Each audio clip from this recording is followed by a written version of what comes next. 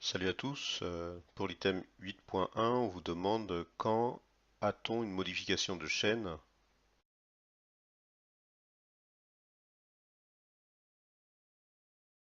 Alors pour la correction, il y a modification de chaîne si la chaîne carbonée principale est agrandie, rétrécie, isomérisée et cyclisée. Alors je vais vous expliquer rapidement tous ces termes.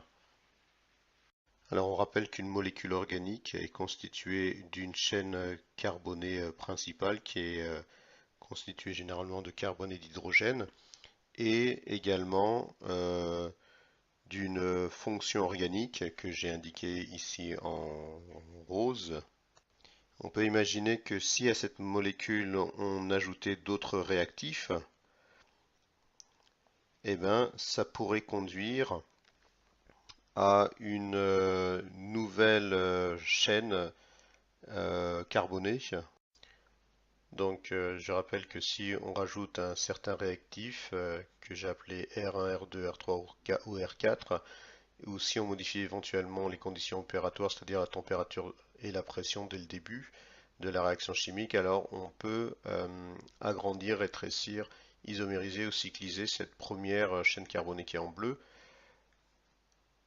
Par exemple, on peut imaginer ici que pour un premier réactif R1, lorsqu'on le couple à la molécule originale, eh ben, on obtient une chaîne carbonée en bleu qui s'est agrandie. En effet, ici, on a 1, 2, 3, 4, 5 atomes de carbone sur cette chaîne, alors que celle-là en contient 1, 2, 3, 4, 5, 6, 7.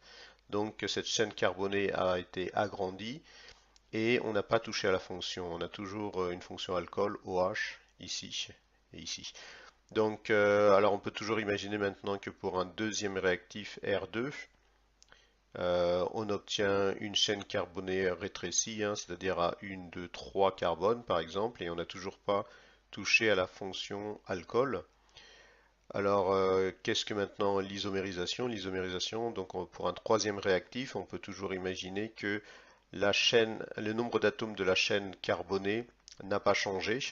Donc ici, par exemple, on voit qu'il y en a eu 1, 2, 3, 4, 5 carbones, tout comme au départ, 1, 2, 3, 4, 5 carbones. Et une fois de plus, la fonction alcool n'a pas changé. Et enfin, pour un quatrième réactif, on peut avoir une cyclisation. Alors, qu'est-ce que ça veut dire, une cyclisation? Ça veut dire que la chaîne qui était linéaire s'est transformée en un cycle fermé. Voilà, ici par exemple à 4 carbones. Donc ici on a rétréci la chaîne et en plus on a cyclisé. Voilà, donc il faut savoir distinguer une modification de chaîne d'une modification de fonction.